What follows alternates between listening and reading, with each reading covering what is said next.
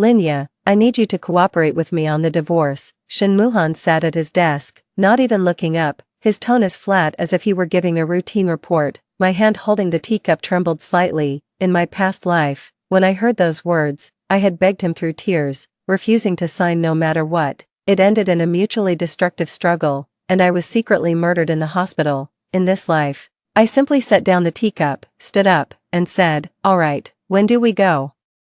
Shin Muhan finally looked up, a flicker of surprise in his dark pupils. "Aren't you going to ask why? Since you said so, you must have your reasons." I smoothed my dress. 9 o'clock tomorrow morning, I'll be waiting. With that, I walked out of his office without a backward glance. In the corridor, Xiao Zhang was mopping the floor. Seeing me emerge, he immediately snapped to attention and saluted. "Good day, ma'am, Xiao Zhang. Let's drop that form of address from now on." I gave a faint smile. "It won't be appropriate much longer." Xiao Zhang stood frozen in place as I walked away. When I returned home, the housekeeper Zhang Sa was bustling about in the kitchen. Seeing me arrive, she hurried over. "Madam, what would you like for dinner tonight?" "I'll go buy groceries." Zhang Sa, "Pack your things and prepare to return to your hometown." I took off my coat. "I'll settle your wages." The rag slipped from Mrs. Zhang's hands. "Madam, have I done something wrong?" "No. I'm the one who's moving out." But it wasn't really moving. It was being forced out with nothing but the clothes on my back. In my past life, I was devoted to Shin Muhan, believing our temporary divorce was just a formality. Like a fool, I signed everything over to him and moved into that cramped tenement alone. Turns out, he'd been scheming with that manipulative Shin Yuqing all along. I was their laughingstock. In this lifetime, I will make them pay. Shin Muhan didn't return home until 11 at night. I had already packed my luggage and was waiting for him on the living room sofa. "Yaya, what's all this?" He frowned at the 2 suitcases in front of me. "I'll move out after the divorce tomorrow, so I won't be a bother." I stood up. "By the way, I don't want any of it. The house, the car, the savings. Consider it my gift to set you free." Shin Muhan's face darkened. "Linya, what's this all about?" "I'm not making a scene." I looked at him, my emotions in turmoil. "Shin Muhan, haven't you always felt that marrying me was a burden? Well, now I'm letting go. You should be pleased." In my past life, he really had thought that I'd overheard him by accident. Back then, it broke my heart. Now, looking back, it just seems ridiculous. When did I ever say that? Shin Muhan took 2 steps closer. "Yaya, let's talk this through properly. There's nothing to discuss." I picked up the suitcase and headed out. "Didn't you want freedom? Starting tomorrow, you'll have it." "Linya," Shin Muhan grabbed my arm. "What's gotten into you? Why are you acting like this all of a sudden?" "Why? Because I've already died once and seen everyone's true colors." I didn't explain, just pulled my hand away from his grasp. "Let go." Shin Muhan stared at me blankly, only releasing his grip after a long pause. I walked out of the home I'd lived in for 3 years without looking back. Downstairs, orderly Xiao Wang was on guard duty. Seeing me dragging my suitcase out, he startled. "Ma'am, where are you going this late? Please don't call me sister-in-law anymore. Starting tomorrow, I won't be." I waved my hand, and a rickshaw emerged from the street corner. 15, Tianjin Road. "Please." The rickshaw puller pedaled through the night, the cool breeze brushing against my face. Suddenly, I felt a sense of relief like never before. No, 15. Tianjin Road was the place I'd prepared long ago, a modest little house. Simple but enough for me to start over. The next morning at 8:50 sharp, I showed up at the entrance of the Civil Affairs Bureau. Shin Muhan was already waiting there, with his adjutant Li Ming standing beside him. Seeing me, Li Ming immediately came forward. "Ma'am, the general said you didn't come home last night. We were all worried." "Don't worry, I'm fine." I looked at Shin Muhan. His face was pale with dark circles under his eyes. Looked like he hadn't slept all night. "Let's go in." I walked ahead toward the Civil Affairs Bureau entrance. The divorce process was straightforward. The clerk asked a few routine questions, and we answered cooperatively. In the end, our 2 red marriage certificates were taken away, replaced by 2 green divorce certificates. Stepping out of the Civil Affairs Bureau, the sunlight was blinding, and I squinted my eyes. "Yaya, let me take you home," Shin Muhan called out as he caught up. "No need, we're divorced now. There's no point." I replied without looking back. Continuing to walk forward, from behind me came Shin Muhan's voice. "Linya, you'll regret this." I stopped in my tracks and turned to look at him. "Shin Muhan, I won't be the one who regrets this." That afternoon, the entire military compound was buzzing with excitement. news of Commander Shin Muhan's divorce spread like wildfire, with all sorts of rumors flying around. Some said I had an affair. Others claimed I thought Shin Muhan's salary was too low. And there were even whispers that I had mental issues. I paid no attention to any of it, quietly organizing my things in the small bungalow. At 7 in the evening, someone knocked on the door. I opened the door and was surprised to see Shin Muhan's mother, Lu Qingya. Mom, I paused, realizing the slip as soon as the word left my lips. Lu, Auntie Lu. Lu Qingya looked at me with red-rimmed eyes and said, Yaya, how could you live in a place like this? Come home with me right now. In my past life, this mother-in-law was actually quite good to me. Compared to the cold stares from others, she was the only one who showed me some warmth. But I also knew that the daughter-in-law she was most satisfied with was never me. It was always Shin Yuqing, the girl who grew up with her son. Aunt Lu, Muhan and I are already divorced. You don't need to worry about me, I said politely. What divorce? That was just for Muhan's work. How could you take it seriously? Lu Qingya stamped her foot in frustration. Why are you two so stubborn? For work, I scoffed inwardly. In my past life, Shin Muhan had deceived me the same way, claiming we needed a fake divorce for work reasons and asking me to wait for him. And what happened? I waited until my dying day, and he never came back to me. Aunt Lu, some things are better said out in the open, I said calmly. Muhan and I aren't right for each other. It's better for everyone if we part ways sooner rather than later. Why are you being so stubborn, child? Lu Qingya pushed past me and strode into the room. How can you live in a place like this? Hurry up and pack your things. You're coming back with me. She looked at the humble little hut, tears streaming down her face. My dear daughter-in-law, why are you putting yourself through this? Seeing her tearful expression, a pang of sorrow welled up in my heart. All things considered, this woman has truly been good to me. It's just that she has someone else in mind. Aunt Lu, please don't be upset, I said as I helped her sit down and poured her a glass of water. I'm perfectly fine like this, free and unburdened. What's all this talk about freedom? A woman still needs someone to rely on. Lu Qingya took my hand. Yaya, I know Muhan can be inconsiderate at times, but he truly cares for you. If you two keep fighting like this, you'll only end up hurting yourselves. I withdrew my hand and smiled gently. Aunt Lu, there are some things you wouldn't understand. What do you mean I wouldn't understand? I've been through more in life than you've ever seen. Lu Qingya sighed. Yaya, have you been listening to gossip? Gossip? I looked at her, thinking how wonderful it would be if these were just rumors.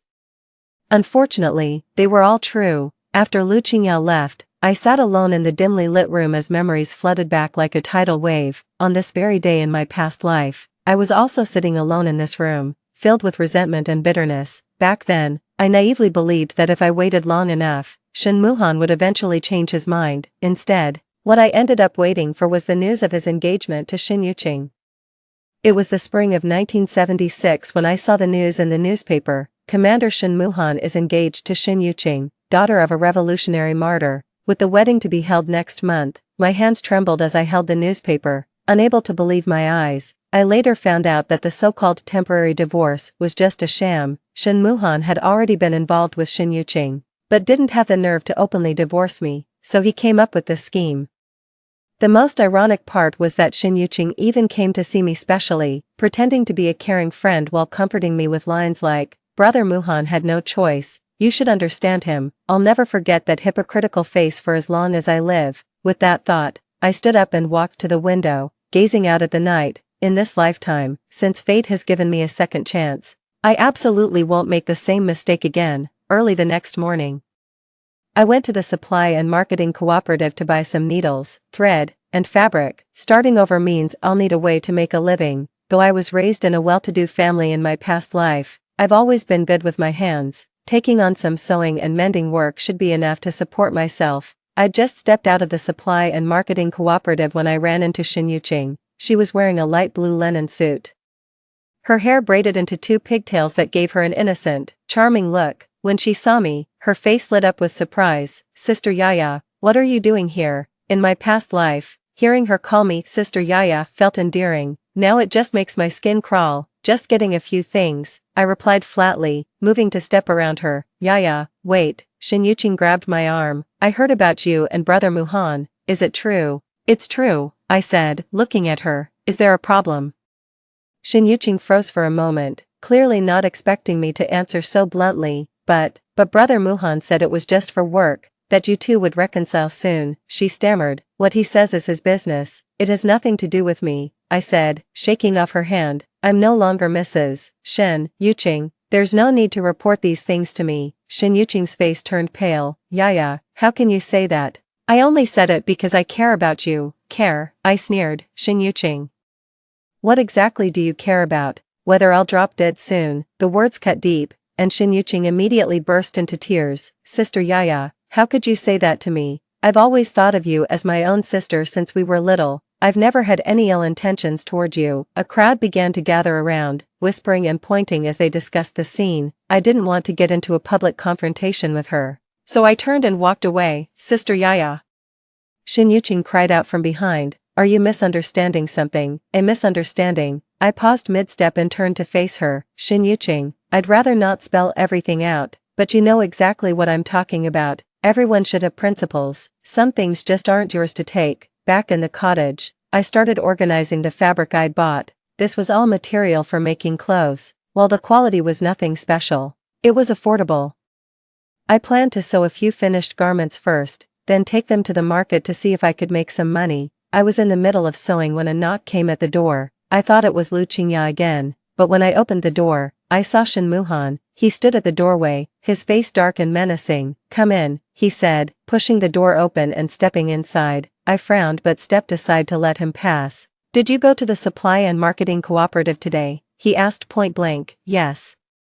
And you had an argument with Shen Yuqing. I set down my needlework and looked at him. Word travels fast. Linya, what exactly are you trying to achieve? Shen Muhan took 2 steps closer. Why involve innocent people in matters between us? Innocent. Shen Yuqing is innocent. I couldn't help but laugh. Shen Muhan, you actually think she's innocent? Yuqing has always looked up to you as an older sister since we were kids. How could you treat her like this? Shen Muhan frowned. She cried so much today her eyes are swollen. Cried until her eyes swelled up. Ha, her acting skills are as impressive as ever. Her crying is her problem. What does it have to do with me? I said coldly. Shen Muhan, we're divorced. I have no obligation to be polite to anyone. You. Shen Muhan was left speechless by my retort. Besides, I continued, since you care about her so much, why don't you just marry her? After all, you've been childhood sweethearts. You'd make a perfect match. Shen Muhan's face darkened further. What nonsense are you talking? Yuqing and I have a completely innocent relationship. There's nothing improper between us. Oh really? I looked at him with a knowing smile. Then why is it that every time she needs help, you're always the first one rushing to her side? She's the daughter of a martyr. It's only right that I look after her. The daughter of a martyr. That's quite the noble excuse. In my past life, he convinced me the same way, making me think he only took care of Shen Yuqing out of a sense of duty. And look how that turned out. Alright, you don't need to explain any of this to me. I picked up my needle and thread again. We're done. It's your business who you want to take care of. Shen Muhan watched me as I bent my head over my sewing and remained silent for a long time. Linya, you've changed, he said abruptly. Oh, I kept my head down. For better or for worse, you've become unfamiliar to me. My needle paused mid-stitch as I looked up at him. Unfamiliar is right. We were never anything but strangers. How can we be strangers after 3 years of marriage? 3 years of marriage, I scoffed coldly. Shen Muhan, have I ever truly been in your heart these past 3 years? Shen Muhan was taken aback. You leave early and come back late every day, barely making it home a few times a month. Even when you do come back, you just grab a quick meal and rush off again. When I was sick, you were in meetings. On my birthday, you were away on business. Do you even remember the last time we had a proper conversation? I poured out all these words in one breath, my heart a turmoil of mixed emotions. These were all real experiences from my past life. Back then, I thought it was because I wasn't good enough that my husband was so distant. Looking back now, it was simply that he had someone else in his heart, so naturally he had no patience for me. Shen Muhan's expression shifted repeatedly before he finally said bitterly, Yaya, I know I've wronged you all these years, but, no buts, I cut him off. Shen Muhan, we're already divorced. Let bygones be bygones. You have your path to walk, and I have my own life to live. How do you plan to make a living? By doing needlework in a place like this. Shen Muhan scanned our surroundings with a frown. What's wrong with this place? It might be simple, but it's clean and tidy, and I'm perfectly comfortable here. I continued sewing without looking up. As for doing needlework, what's so bad about earning my own keep? It's better than depending on others to support me. That was clearly a dig about how I used to spend his money. Shin Muhan's expression darkened further. Linya, must you speak like this? How am I speaking? Isn't it the truth? I lifted my head to look at him. Shin Muhan, I'm a free woman now. I'll speak however I please, and it's none of your concern. Shin Muhan gave me a long, penetrating look before turning to leave. At the doorway, he paused and said, Linya, if you ever need help, you know where to find me. I didn't respond, and he didn't wait for a reply before walking away. After the door closed, I set down my needlework and let out a long, weary sigh.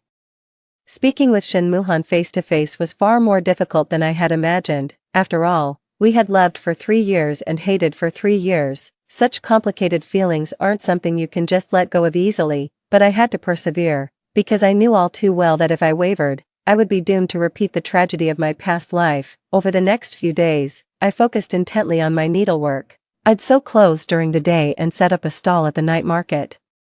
The earnings weren't much, but they covered my basic living expenses. More importantly, I rediscovered a sense of purpose I hadn't felt in years. In my previous life, after marrying Shin Muhan, I became a housewife with nothing to do but wait for him to come home, day in, day out. The monotony was driving me to depression. Even though I'm a bit tired these days, having clear goals every day has actually lifted my spirits. That evening, as soon as I returned from closing up my stall, I spotted someone sitting at my doorstep. As I got closer, I realized it was Li Ming, Shin Muhan's adjutant. Adjutant, I said, surprised. What brings you here so late? Li Ming quickly stood up. Sis, Comrade Lin, the chief asked me to bring you some things. He lifted several parcels at his feet. These are daily necessities, plus some money. The chief said you just moved out and might need them. I glanced at the parcels and shook my head. Thank you for coming, but I don't need these. Please take them back. Comrade Lin, please don't stand on ceremony. These things mean nothing to the chief. Li Ming grew somewhat anxious. Besides, the chief said if you don't accept them, he'll. So what happened to him? I asked curiously. Li Ming hemmed and hawed, unwilling to say more, and I didn't press him further. Lieutenant Li, please pass this message to Chief Shen. I'm doing quite well now and don't need any assistance. If he truly wishes me well, the best thing he can do is to stop disturbing me. With that, I opened the door and went inside, leaving Li Ming standing alone outside. Early the next morning, as I was getting ready to head to the market, there was another knock at the door. This time, it was Lu Qingya, accompanied by an unfamiliar middle-aged woman. Yaya, this is my good friend, Sister Wang. She heard about your situation and came especially to see you, Lu Qingya said, holding my hand. Sister Wang looked me up and down a few times, then nodded. This girl is quite pretty, just a bit too thin. I was completely baffled, having no idea what they were up to. Yaya, Aunt Wang has a nephew who's 28 this year, works at the textile mill, and has excellent character. She'd like to introduce you to, Lu Qingya said with a beaming smile. I was taken aback for a moment. Were they trying to set me up? Aunt Lu, I'm not really considering that right now, I politely declined. What do you mean you have no plans? You're a woman, you can't stay unmarried forever, Aunt Wang said bluntly. My nephew is quite a catch. He makes 42 yuan a month and owns his own place. He's more than a match for you, more than a match for me. That's really something to say, Aunt Wang. Thank you for your kindness, but I really don't need it, I said, suppressing my impatience. Why are you so stubborn, child? Lu Qingya grew impatient. Yaya, you and Muhan are already divorced. Shouldn't you start planning for your future? Plan for my future, I scoffed inwardly. Was she genuinely concerned about me, or was she afraid I'd cling to Shin Muhan? Aunt Lu, I'll handle my own affairs. There's no need for you to trouble yourself, I said politely. You impossible child. Lu Qingya stamped her foot. Never mind, Sister Wang, let's head back for now. We'll let this child think things through. After they left, I closed the door, my emotions in turmoil.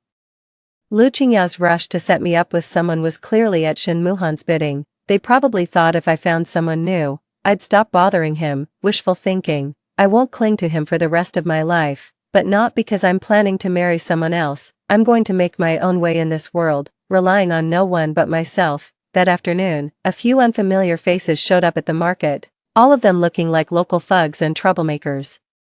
They lingered around my stall for a long time before one of them finally approached me and said, It's tough running a stall all by yourself, isn't it, little sister? I eyed him warily. What's this about? Nothing serious, just that this is our turf. If you want to set up shop here, you'll need to pay protection money." The man held up 5 fingers, $5 a month.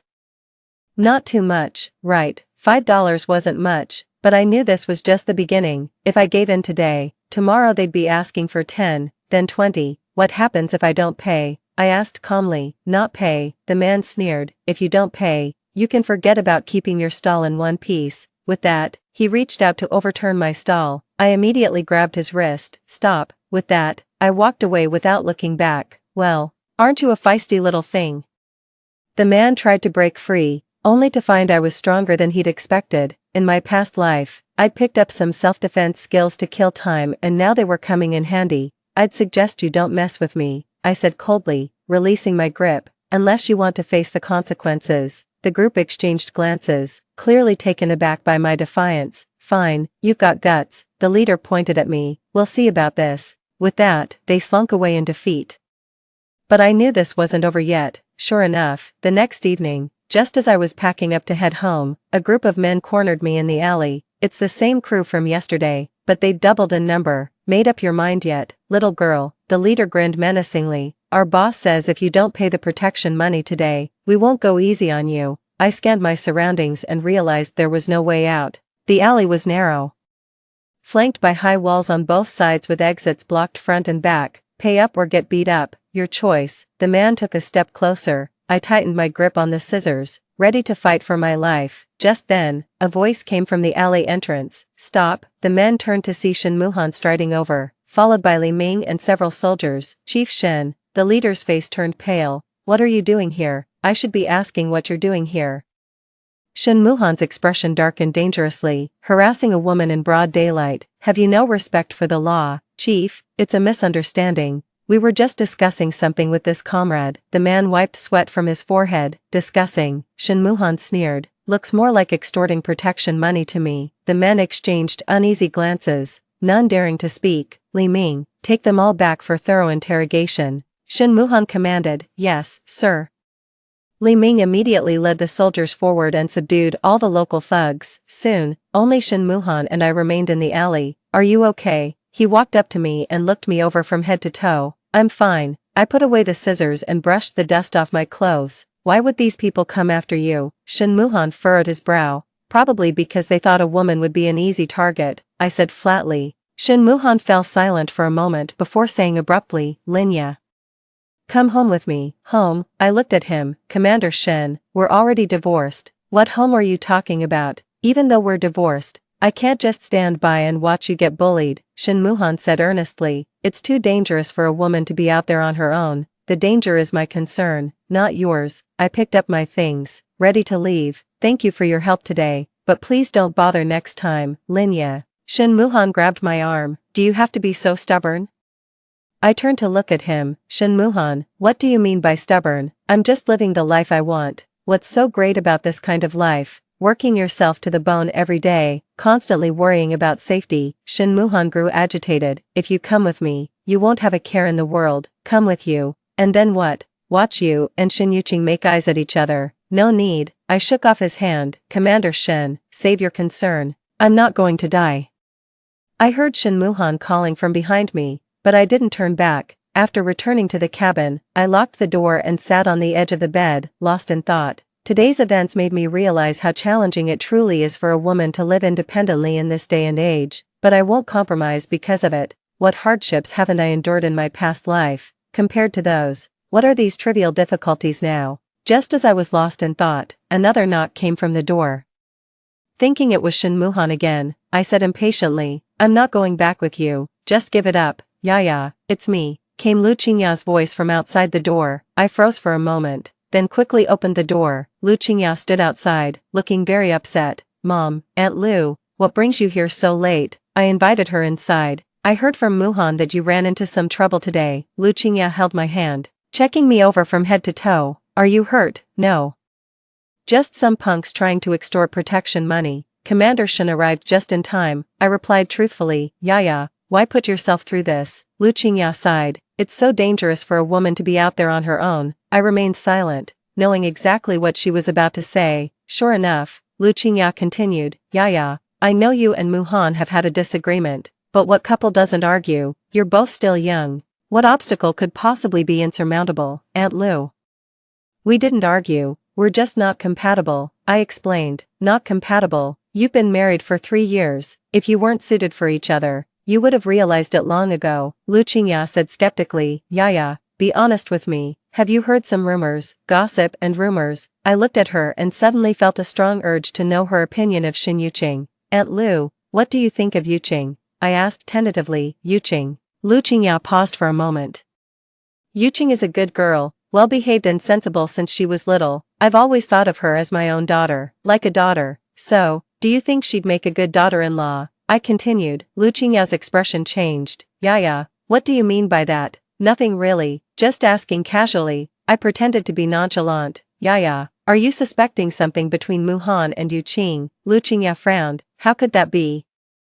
Yuqing has always seen Muhan as an older brother since they were kids. Their relationship is completely innocent. Completely innocent, I sneered inwardly. If it was truly so innocent, how could they have gotten married less than 6 months after my death in my previous life? Aunt Lou, you're right, I might be overthinking it, I agreed superficially. Lu Qingya finally breathed a sigh of relief. Yaya, please don't overthink things. Although Muhan can be a bit careless sometimes.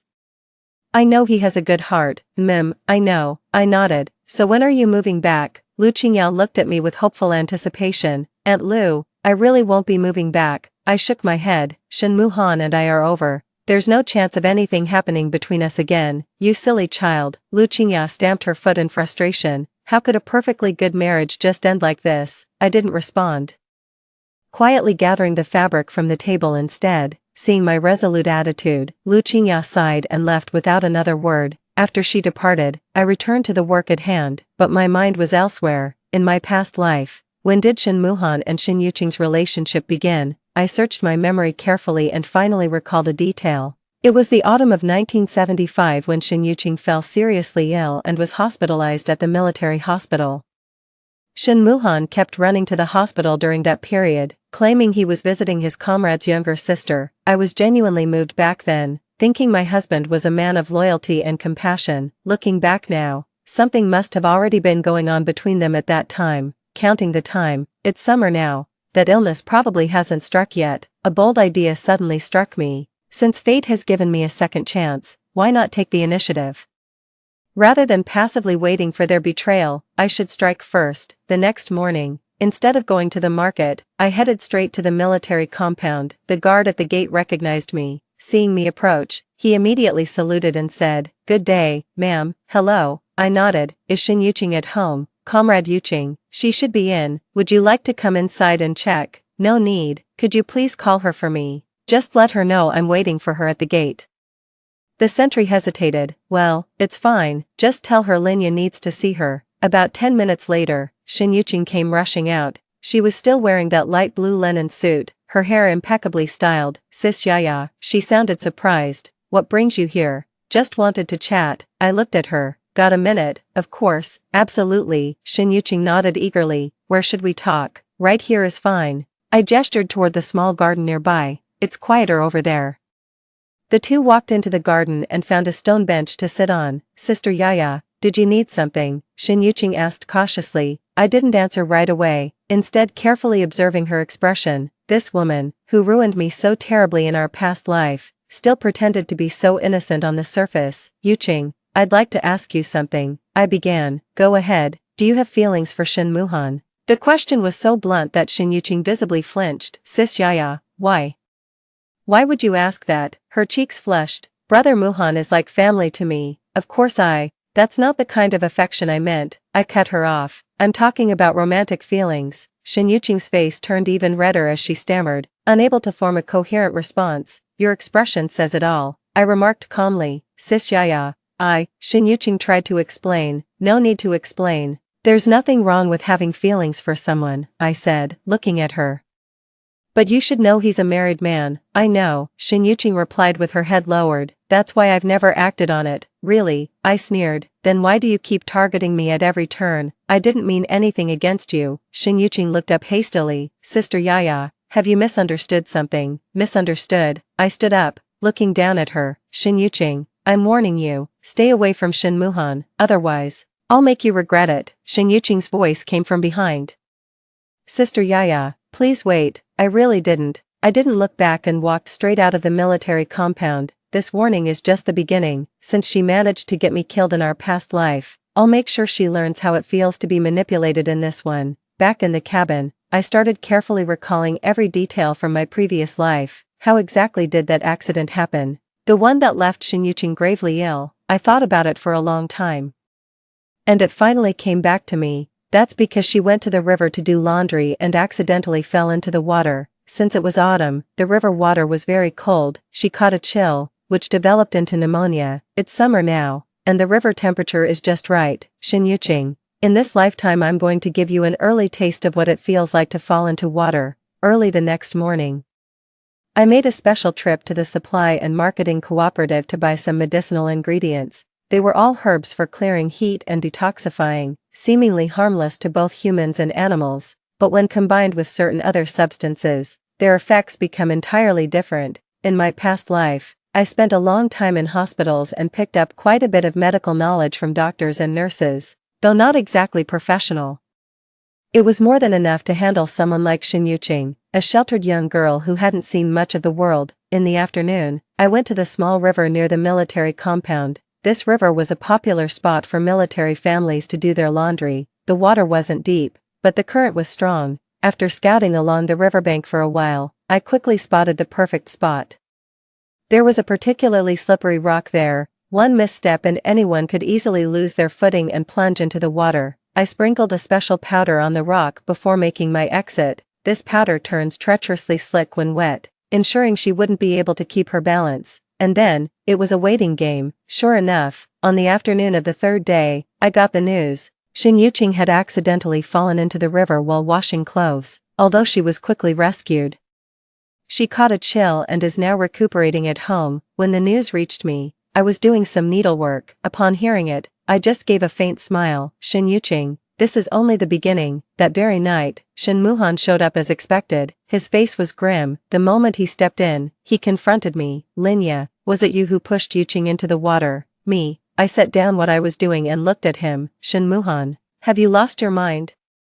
How could a delicate woman like me possibly push someone into the water? You didn't push her into the water, but you might have tampered with something by the river. Shin Muhan stared at me. The day before yesterday, you went to the military compound to see Yuqing and threatened her to stay away from me. It seems Shin Yuqing is quite clever to suspect me so quickly. Threaten? I sneered. I was just kindly reminding her, as an unmarried woman, not to get too close to a married man to avoid gossip. You, Shin Muhan was left speechless by my retort. Besides, I continued, how is her falling into the river any of my business? Am I supposed to control when she goes to do laundry by the river? That made sense, and Shin Muhan couldn't find a reason to refute it. Shin Muhan, I know you care deeply about Shin Yuqing, but you can't suspect me because of that. I sighed. Even though we're divorced, I'm not that kind of malicious woman.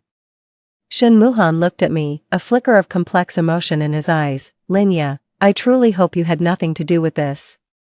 He concluded. Of course I didn't, I replied calmly. After Shin Muhan left, I went back to the task at hand, but in my mind, I was already planning the next move. Making Shin Yuqing fall ill was just the first step. Next, I'm going to make Shin Muhan see her for who she really is. A few days later, I heard Shin Yuqing's condition had worsened and she was admitted to the military hospital. Shin Shinhan visited her every day, which sparked quite a bit of gossip.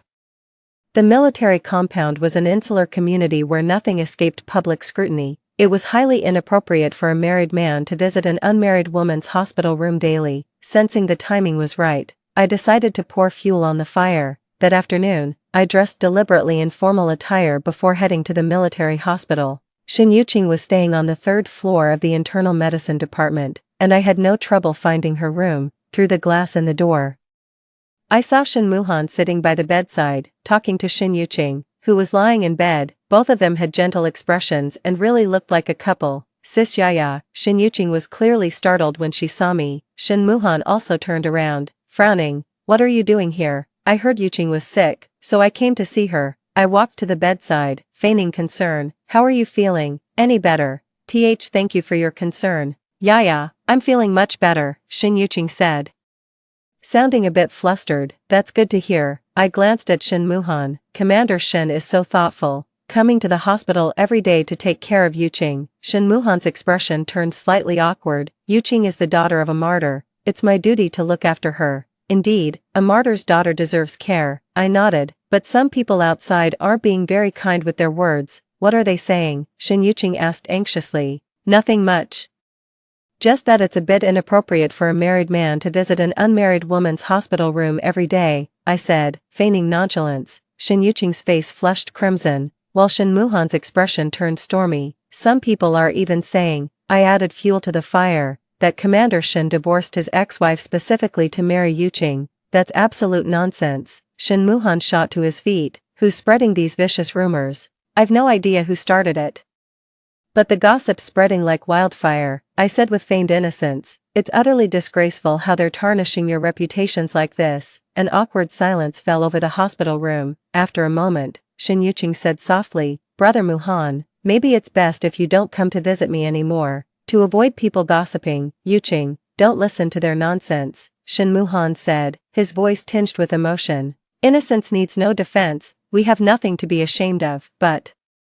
Shin Yuqing trailed off, unable to finish her thought. No buts about it, Shin Muhan insisted. I'll come when I need to come. Watching them like this, I felt a secret satisfaction. With rumors, the more you try to explain, the more suspicious you look. The more Shin Muhan insisted on visiting Shin Yuqing, the more people would suspect something was going on between them. Well, I just came to check on Yuqing. Since she's fine, I'll be going now, I said insincerely. Yuqing, focus on recovering.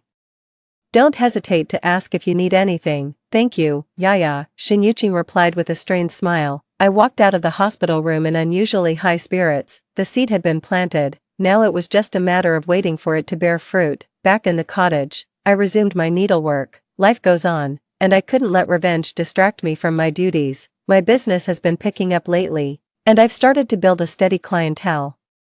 Some customers even seek me out specifically for custom orders, saying my craftsmanship surpasses that of the tailors at state-run garment factories. This gives me a real sense of accomplishment. It turns out I'm actually quite capable. I was just stuck at home before, with no chance to show it. Just as I was sewing, there came a knock at the door. I thought it was Lu Qingya again, but when I opened the door, it turned out to be a middle-aged man I'd never seen before. Excuse me. Are you Comrade Linya? The man inquired politely. Yes, that's me. And you are? I'm Old Wang, a procurement officer from the textile mill. I heard you have excellent ready-to-wear garments and would like to explore potential collaboration. The textile mill wants to work with me. This is a major client. Please, come in. I quickly ushered him inside. Old Wang walked around the room, looked at the clothes I had made, and nodded repeatedly. The craftsmanship is truly excellent. Fine. Tight stitches and superb workmanship, he said with satisfaction. Comrade Lin, our factory would like to sign a long-term contract with you. What do you think? What kind of contract? I asked with growing excitement. Our factory will supply the fabric and designs, and you'll be responsible for garment production. Old Wang presented a contract. Payment is per piece, 3 yuan per item. The more you make, the more you earn. 3 yuan per piece, that's way more than I make running my own stall. Yes, I'm willing to cooperate, I agreed without hesitation. Old Wang was delighted. He signed the contract with me on the spot and even paid a month's deposit up front. Holding that money, I felt much more secure. With a stable source of income, I no longer had to worry about making ends meet. More importantly, this proves my capabilities. I don't need to rely on anyone to live well. That evening, while calculating this month's earnings, I heard another knock at the door. This time, it was Li Ming. Comrade Lin, the chief asked me to bring you something. He was holding a package. I already said I don't need anything. I shook my head. This is different. These are some of your personal belongings. The chief said they should be returned to you, Li Ming explained. I took the package and opened it to find some of my old clothes and jewelry inside. These were all part of my dowry when I got married, so they rightfully belong to me. Thank you, I said to Li Ming. You're welcome, Li Ming replied. He started to leave but turned back and added, Comrade Lin, the chief, hasn't been in the best spirits lately. I didn't respond and simply closed the door. Is Shin Muhan in a bad mood? What's that got to do with me? He's probably busy taking care of Shin Yuqing right now. Why would he have time to worry about me? Over the next few days, rumors about Shin Muhan and Shin Yuqing spread like wildfire through the military compound. Some claimed to have seen Shin Muhan visiting Shin Yuqing's hospital room late at night, others whispered that her illness was actually a pregnancy, and there were even rumors that Shin Muhan was already preparing for their wedding. Though these were nothing but baseless rumors, they spread with such convincing details that people couldn't help but believe them. Hearing these rumors, I felt a secret satisfaction. Did they ever imagine this day would come when they were scheming behind my back then? That afternoon, Lu Qingya came by again, her face looking quite upset. Yaya, have you heard what people are saying outside? She asked as soon as she stepped in. What are they saying? I pretended not to know. It's those rumors about Muhan and Yu Qing. Lu Qingya stamped her foot anxiously. How can people say such things? Muhan and Yu Qing are completely innocent. How could they be slandered like this? That is quite excessive, I chimed in. But with rumors, the more you try to debunk them, the more they spread. It's best to just ignore them. But if this continues, Muhan's reputation will be ruined. Lu Qingya fretted anxiously. He's a commanding officer. How can people talk about him like this? What do you think should be done, then? I asked. Already knowing the answer, I think Muhan should stop going to the hospital for now, and wait until this blows over, Lu Qingya said through gritted teeth. Or, have Yu Qing discharged and recuperated home? Is this really okay? Yu Qing hasn't fully recovered yet. I feigned concern. It's better than giving people something to gossip about. Lu Qingya sighed. Yaya, do you think I'm being too harsh? Aunt Lu, you're doing this for everyone's benefit, I reassured her. I'm sure Yu Qing will understand too. After Lu Qingya left, I felt even more pleased with myself. Even Lu Qingya began to doubt the relationship between Shin Muhan and Shin Yuqing, showing just how powerful rumors can be. Sure enough, the next day I heard that Shin Yuqing had been discharged from the hospital. Moreover, Shin Muhan stopped making frequent trips to the hospital, and the two seemed to be deliberately keeping their distance from each other.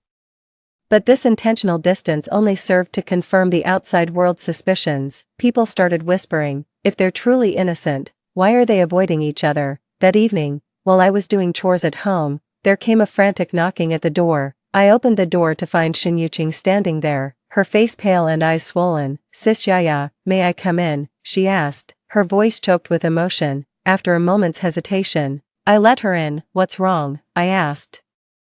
Already knowing the answer, Sister Yaya, did you spread those rumors? Shin Yuqing asked bluntly. What rumors? I pretended not to understand. It's about those rumors involving me and Brother Muhan, Shin Yuqing said emotionally. No one but you knew that Brother Muhan often visited me at the hospital. Yuqing, that's not quite right. I shook my head. With so many people at the hospital, anyone could have seen him. Besides, why would I spread such things? What would I gain from it? I don't know, but I feel. Shin Yuqing couldn't find the words to continue. Yuqing, I understand how you're feeling right now. Being misunderstood is truly painful, I said with feigned sympathy, but you can't let that make you suspect innocent people. But now everyone in the military compound is gossiping about us, calling me a seductress, saying I'm seducing a married man. Shin Yuqing burst into tears. What should I do? Watching her cry so pitifully, I felt no sympathy in my heart.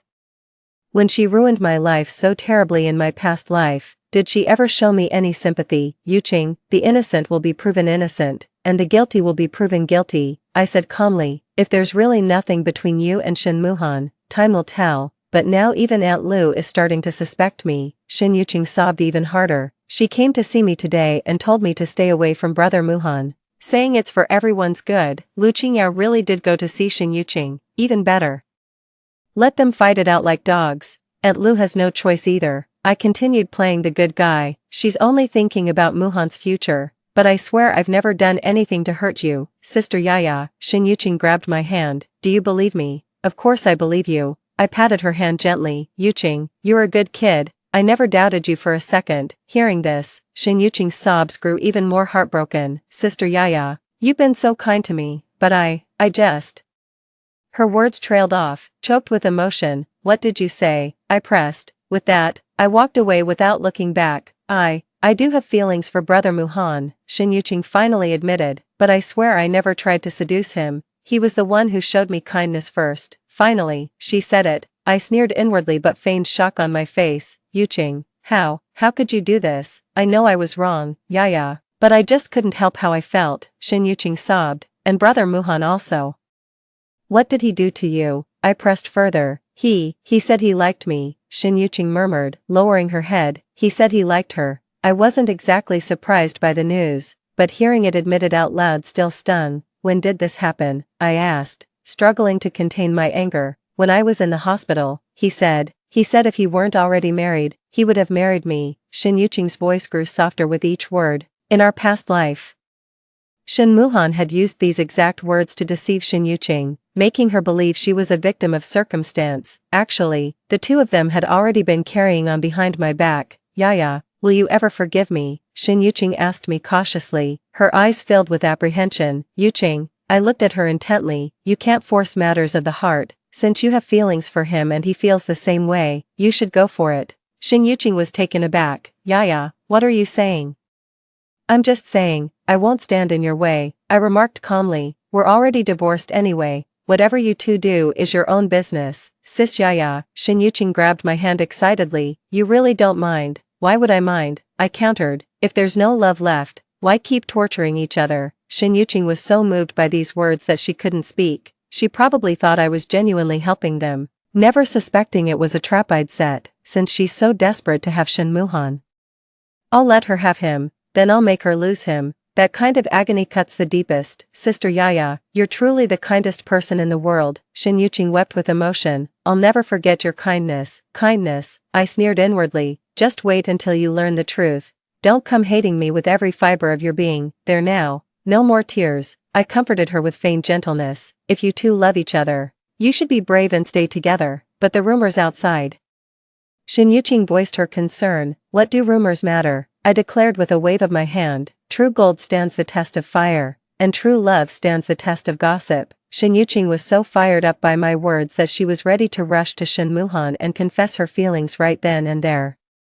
Then, what should I do? She asked. Just do what needs to be done and let things take their natural course, I said meaningfully. Some things can't be rushed, but they also can't be put off indefinitely. Shin Yuqing nodded with a look of vague comprehension, then left in high spirits, watching her retreating figure. A sardonic smile tugged at the corner of my mouth. Shin Yuqing, you thought you received my blessing, but in reality, you walked right into my trap. Now, it's time to sit back and watch the show. After Shin Yuqing left, I sat on the edge of the bed, contemplating my next move. Getting her to admit she likes Shin Muhan is just the first step. Next, I'm going to expose their relationship completely, so everyone in the military compound knows they're together. By then, Shin Muhan would have no chance to back out even if he wanted to. His reputation would be completely ruined, and his political career would suffer. Meanwhile, Shin Yuqing would become the target of public criticism and scorn. At this thought, a surge of satisfaction welled up inside me. That's exactly how they ruined me in my past life. Now it's their turn to face the consequences.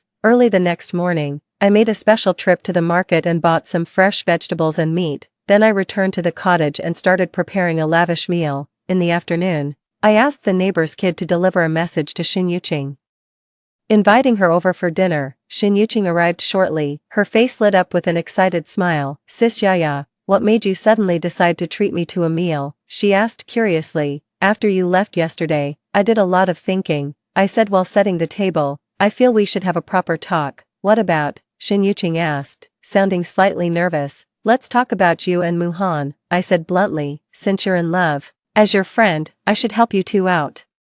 Shin Yuqing's eyes lit up. Sister Yaya, are you really willing to help us? Of course, I said with a smile, but I have one condition. What condition? Please tell me, Shin Yuqing asked eagerly. You must follow my instructions, I said, looking at her. I'll create an opportunity for you, but you can't ask why, and you can't refuse. Shin Yuqing hesitated for a moment, then finally nodded. All right, I'll do as you say. Perfect. The fish has taken the bait, let's eat first.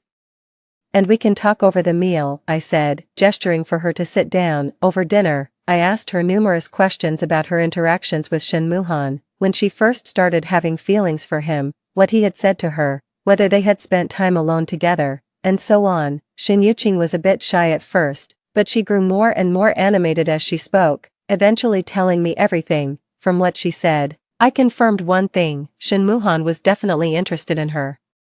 He talks a big game about responsibility, but his actions have already given away his true intentions. Yuqing, I have a question for you, I said, putting down my chopsticks and looking at her seriously. If you had the chance to be with Muhan, would you be willing to face the pressure from others? Yes, Shin Yuqing answered without hesitation. For love, I'm willing to endure anything, even being called a homewrecker. Someone who breaks up a family. I pressed further. Shin Yuqing's face fell.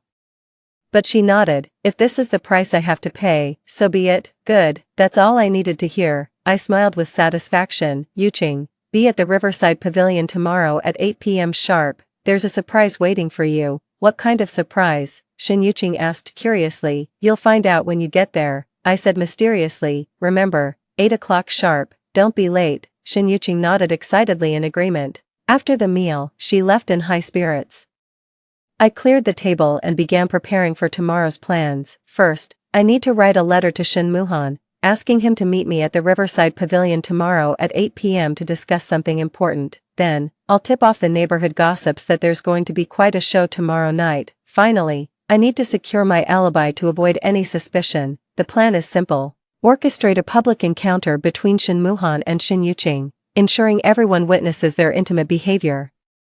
That way, even if they try to explain themselves, they won't be able to talk their way out of it. The next afternoon, I wrote a letter to Shin Muhan as planned and had it delivered anonymously to his office. The letter was brief. Muhan, we need to talk. Meet me at the Riverside Pavilion at 8 tonight. Don't let anyone know. Yeah. I deliberately imitated my old handwriting to make him think it was from me. Then I sought out a few neighborhood busybodies who loved to gossip and whispered mysteriously that there might be some interesting drama unfolding by the riverside tonight. Of course, I didn't spell it out clearly, just dropped some subtle hints. These women absolutely live for this kind of excitement, so there was no way they'd pass up the opportunity. With everything set up, I settled in at home to wait calmly. At 7:50 in the evening, I quietly made my way to the riverbank and hid in a nearby grove to observe. Shin Yuqing had already arrived, waiting anxiously in the small pavilion. She had clearly put effort into her appearance today, wearing a new outfit with her hair beautifully styled. It was obvious she was really looking forward to this surprise. At exactly 8 o'clock, Shin Muhan appeared. He spotted Shin Yuqing in the pavilion and visibly froze for a moment. Yuqing, what are you doing here? He asked.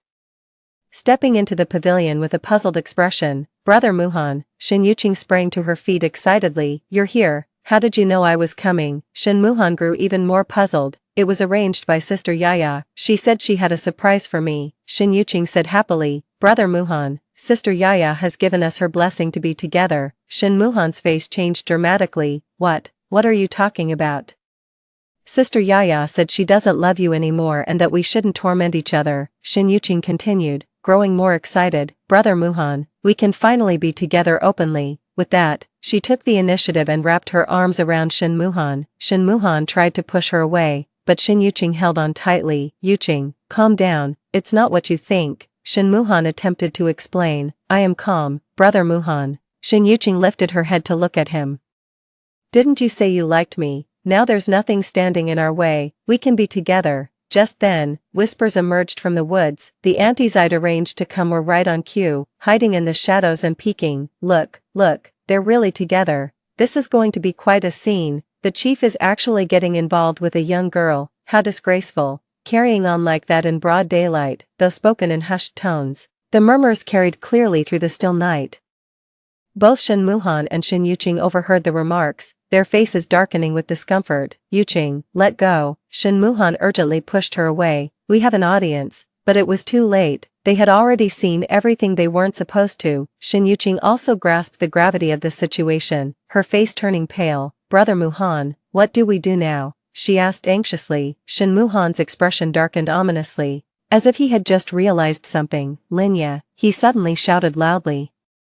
I know you're nearby, come out. I chuckled inwardly, but remained hidden in the woods without making a sound. Shin Muhan circled around the pavilion, failed to find me, and his expression grew even more grim. Let's go, we should leave this place first. He took Shin Yuqing's hand and quickly walked away from the pavilion. Those busybodies had gotten their fill of the drama and were now eagerly heading back to spread the gossip. I knew that by tomorrow, the entire military compound would be buzzing with the news of Shin Muhan and Shin Yuqing's embrace. And with so many eyewitnesses this time, they wouldn't be able to talk their way out of it even if they tried. I didn't emerge from the woods until everyone was long gone, feeling particularly pleased with myself. Phase 1 of the plan was a complete success. Now we just wait and see how they handle this mess. Sure enough, the entire military compound was in an uproar first thing the next morning.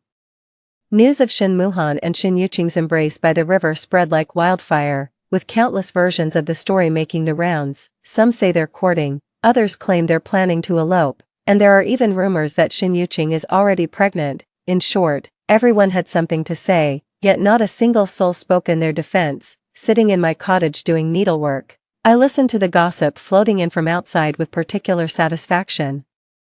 In my past life they ruined my reputation, now it's their turn to taste that bitterness. At noon, Lu Qingya stormed in, fuming with rage. "Yaya, have you heard all the gossip outside?" she asked the moment she stepped through the door. "I've heard some of it," I feigned helplessness. "I never expected things to blow up like this." "What do you mean you never expected?" Lu Qingya glared at me. "Did you orchestrate this whole thing?" My heart skipped a beat, but I put on an aggrieved expression.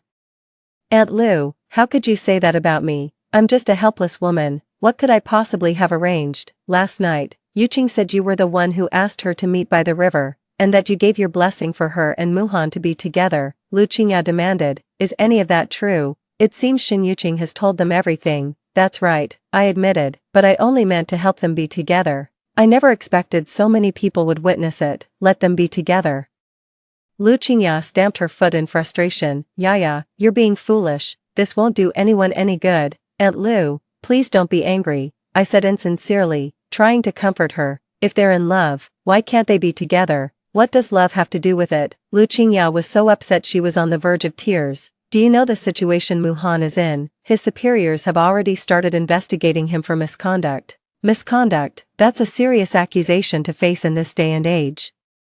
If proven true, Shin Muhan's political career would be over for good." I felt a secret thrill, but put on a concerned face. "It's that serious. What can be done now?" "What else can we do? We have to find a way to clear their names and prove their innocence." Lu Qingya sighed. "Yaya, could you lend a hand?" "What kind of help?" I asked, already knowing the answer. "You need to come forward and explain that last night was a misunderstanding. Say you asked Muhan to meet by the river to discuss reconciling, and Yuqing just happened to be passing by." Lu Qingya pleaded. "They want me to help clear their names." "Aunt Lu, is this really appropriate?" I said hesitantly. "Everyone knows Muhan and I are divorced. Wouldn't suddenly talking about reconciliation seem too abrupt?" "I can't worry about all that now. The most important thing is to protect Muhan's reputation," Lu Qingya said urgently. "Yaya, I'm begging you, please help Muhan." Watching Lu Qingya plead so desperately, my heart was filled with a tumult of conflicting emotions. In my past life, I had begged her just like this, begged her to speak up for me, begged her to believe in my innocence. And what happened? She chose to believe Shin Mingqing instead, leaving me to bear all the suffering. Now it's her turn to beg me. How the tables have turned. "Aunt Lu, it's not that I don't want to help, but doing this would damage my reputation too," I said, shaking my head. "Everyone in the military compound knows we're divorced. If I suddenly change my tune and say I want to remarry, what will people think of me? They'll say I'm fickle, that I'd stop at nothing for money," I continued. "Aunt Lu, how could you bear to let me endure that?" Lu Qingya was left speechless by my questions. She knew perfectly well I was telling the truth. If I actually went through with it, people would definitely talk. But she couldn't bear to jeopardize Shin Muhan's future. With that, I turned and walked away. "Yaya, what do you think I should do then?" she asked helplessly. "I don't know either," I sighed. "What's done is done. We'll just have to take it one step at a time." Lu Qingya left in disappointment. After she left, I continued with the work at hand, but in my mind, I was already plotting the next move. With Shin Muhan now under investigation by higher-ups, this is a perfect opportunity. I'm going to strike while the iron is hot and make sure he never recovers. Li Ming came by in the afternoon. He looked terrible, clearly worn down and haggard. "Comrade Lin, the chief would like to see you," he began. "See me?" I feigned surprise. "Isn't he swamped with work right now?" "That's exactly why he needs to see you," Li Ming pleaded. "Comrade Lin, I beg you to visit the chief. He's going through a difficult time." I thought for a moment, then nodded. "All right, I'll go see him. Since I'd have to face him sooner or later anyway, might as well get it over with now." Li Ming led me to Shin Muhan's office. Shin Muhan sat behind his desk, his expression grim and foreboding. When he saw me enter, he looked up with a complex mix of emotions flashing in his eyes. "You're here," he said. "I heard you were looking for me." I sat down across from him. What's this about? You were the one who arranged what happened last night, weren't you? Shin Muhan asked bluntly. Yes, I didn't deny it. What about it? I suddenly laughed. Shin Muhan was clearly taken aback by how readily I admitted it, pausing for a moment. Why? He asked. Why would you do this? Why? I sneered. Shin Muhan, how dare you ask me why? I don't understand what you mean. Shin Muhan frowned. You really don't understand. I looked at him. Or are you just pretending not to? Shin Muhan fell silent. Shin Muhan, do you really think I know nothing? I stood up, looking down at him. Did you honestly believe your schemes were foolproof? We never did anything to wrong you, Shin Muhan argued. Really? I sneered. Then how did Shin Yuqing find out you have feelings for her? Who taught her to say all those sweet nothings? Shin Muhan's expression shifted, clearly struck by the truth in my words. Linya. I admit I have feelings for Yuqing, but I've never betrayed our marriage. He attempted to explain. Never betrayed our marriage. I laughed scornfully. Then why do you rush to the hospital every day, playing nurse? Shin Muhan was at a loss for words. Shin Muhan, you're free to have feelings for Shin Yuqing, but you can't flirt with her while pretending to maintain this marriage. I said coldly. If you love each other, have the courage to be together openly. Why all the secrecy? I never intended to be with Yuqing, Shin Muhan denied. Really? I placed a piece of paper on his desk. Then what's this? It was a note that read, Yuqing, once I've sorted everything out, we can be together. Of course I forged this, but imitating Shin Muhan's handwriting wasn't difficult. Shin Muhan stared at the note, his expression growing even more grim. I didn't write this, he said. You didn't write it, I sneered. Then who did? The handwriting is so convincing, even I was almost fooled. Shin Muhan examined the note carefully and found it did resemble his handwriting, but he was certain he had never written such words. Linya, you forged this, didn't you? He suddenly said. Forged? I pretended to be hurt. Shin Muhan, you're actually accusing me of forgery. Why would I need to do something like that? Of course you have a reason. Shin Muhan stood up. You're doing this to get back at us, at me and Yuqing. Revenge. I sneered. What would I be getting back at you for? For being in love. You just can't stand to see us happy, Shin Muhan exclaimed heatedly. You're wrong, Shin Muhan, I said, looking at him. It's not that I can't stand to see you happy, it's that I can't stand your hypocrisy. If you love each other, then be together openly and honestly. If you don't love each other anymore, then make a clean break. I continued. This half-hearted, wishy-washy way you're carrying on, it's a disservice to yourselves and to everyone else. Shin Muhan was left speechless by my words, because he knew I was right. He truly has feelings for Shin Yuqing, but can't bring himself to give up his current status and reputation. That's why he kept dragging his feet, ultimately leading to this situation. Linya, what's the use of saying all this now? He said bitterly. What's done is done. Yes, what's done is done. I nodded. So you should face the consequences. What consequences? Shin Muhan asked. You must take responsibility for your actions and pay the price, I said coldly. Shin Muhan, this is your retribution. With that, I turned and walked out of the office. Shin Muhan's voice called after me. Linya, you'll regret this. I scoffed inwardly. I would definitely not be the one with regrets. Stepping out of Shin Muhan's office, I felt an overwhelming sense of relief. Seeing him so overwhelmed and distressed reminded me of my own situation in a past life. Back then, I was just as helpless and desperate, but no one pitied me, let alone offered any help. Now the tables have turned, and it's their turn to get a taste of that feeling. When I returned to the cabin, I found an unfamiliar young woman sitting at the door. She appeared to be in her 20s, dressed simply with a somewhat pale complexion. Are you Comrade Linya? She asked, rising to her feet as soon as she saw me. Yes, that's me. And you are? I responded, feeling a bit puzzled. My name is Zhang Meiwan, and I work for the Municipal Party Committee's Propaganda Department. She introduced herself. I'm here today to discuss a few matters with you. The Municipal Party Committee's Propaganda Department. My heart skipped a beat. Could they be here to investigate Shin Muhan? What's this about? I pretended not to know. It's regarding some matters about Comrade Shin Muhan, Zhang Meiwan said. The higher-ups received a report about issues with his conduct. So they sent me to get the facts straight. So they really came to investigate Shin Muhan. This is a once-in-a-lifetime opportunity. Please come inside to talk. I warmly invited her. After entering, I poured her a glass of water and sat down to attentively listen to her questions. Comrade Lin, what is your relationship with Comrade Shin Muhan? Zhang Meiwan took out her notebook. We were previously married, but we're now divorced. I answered truthfully, when did you get divorced?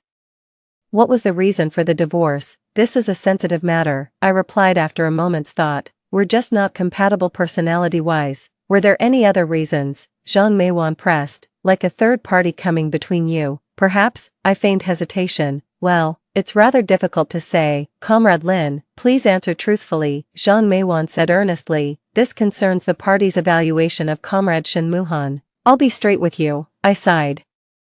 There is indeed a third party involved. Jean Maywan perked up immediately. Who is it? Shin Yuqing, I said. A girl named Shin Yuqing. What's her relationship with Shin Muhan? On the surface, it's a relationship between an elder and a younger person, Shin Muhan said. Since she's the daughter of a martyr, he should look after her. I paused, but in reality, their relationship isn't quite right. What's not right about it? Zhang Meiwan asked while taking careful notes.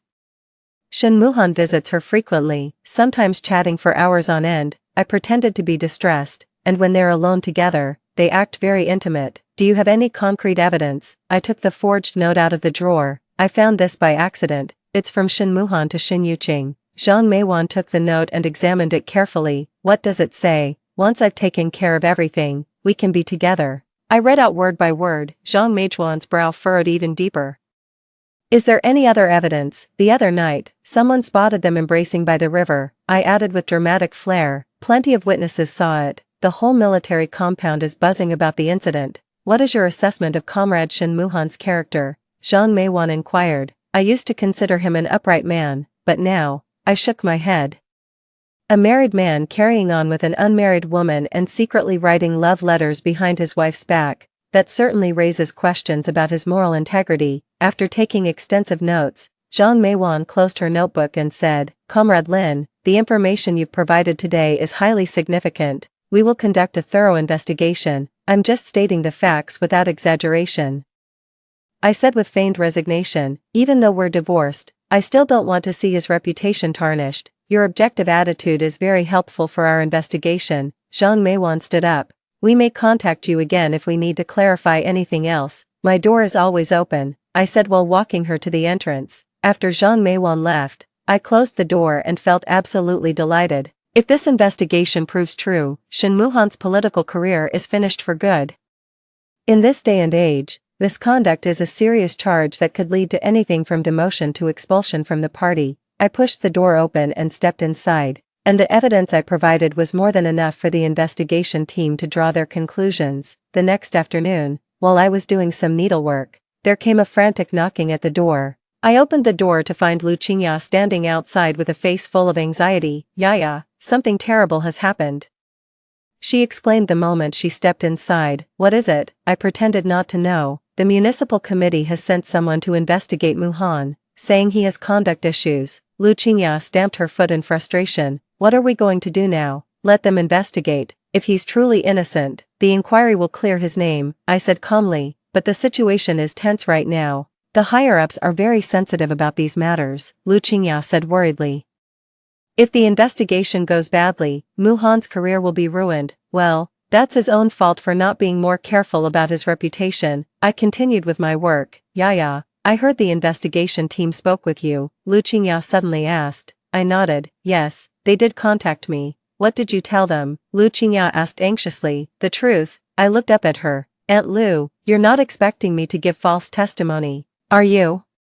Not false testimony, just hoping you could put in a good word for Muhan, Lu Qingya pleaded. After all, you were married once. There must still be some affection between you. Affection, I sneered. Aunt Lu, he's already entangled with another woman. What's there to say about affection? Yaya, how did you become so cold? Lu Qingya said sadly. You weren't like this before. People change, I said calmly. After going through enough, you naturally learn to let go.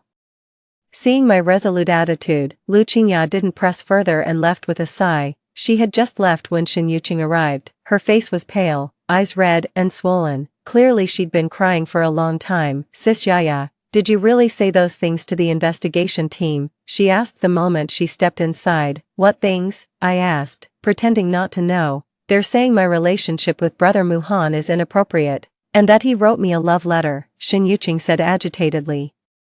I'm just stating the facts, I replied calmly. Did I say something wrong? But that note wasn't written by brother Muhan at all. Shin Yuqing exclaimed loudly. It wasn't him. I feigned surprise. Then who wrote it? I don't know, but I'm certain he didn't write it, Shin Yuqing insisted. Brother Muhan has never written such things to me. Is that so? I looked at her with a faint, ambiguous smile. Then there's really nothing between you two. Shin Yuqing's face flushed, and she stammered, unable to get a word out. I can tell from your expression, I sneered. Shin Yuqing, if you have feelings for each other, why won't you admit it? We do have feelings for each other, but we've never crossed the line, Shin Yuqing murmured softly. Having feelings is enough. I stood up. Shin Yuqing, you can't hide matters of the heart. You thought you were being discreet, but people saw right through you long ago. Sister Yaya, why are you treating us like this? Shin Yuqing asked through tears. How have we offended you? Offended me? I sneered. Shin Yuqing, how dare you claim you haven't offended me? I really didn't. Shin Yuqing tried to defend herself. You stole my husband, and you still say you haven't wronged me. I cut her off. Even though we're divorced now, that doesn't change the fact that he betrayed our marriage. I didn't steal him, Shin Yuqing denied urgently. You were the one who said you didn't love him anymore and told us to be together. I did say I didn't love him, but that doesn't mean I'll forgive his betrayal. I stared at her coldly. Shin Yuqing, did you really think I'd actually let you two be happy together? You're dreaming. Shin Yuqing stared at me blankly, and after a long pause, she finally said, Yaya, are you getting back at us? Getting back at you? I chuckled. You could say that. Why? Shin Yuqing asked, puzzled. Why? I walked up to her. Because I want you to understand the price of betrayal.